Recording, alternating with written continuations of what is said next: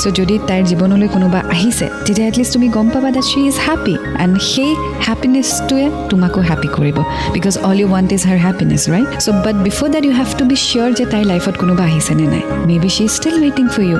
Maybe she still feels the same for you. তুমি গম কেনেকৈ পাবা? সুধিলেহে গম পাবা. নুসুধাকৈ যদি তুমি কথাবোৰ আগতীয়াকৈ ভাবি লোৱা যে এইটোৱে হয় চাগে বা এইটো হৈছে চাগে এনেকুৱা হ'ব পাৰে সেইটো এটা তুমি benefit of doubt লৈ আছা, right?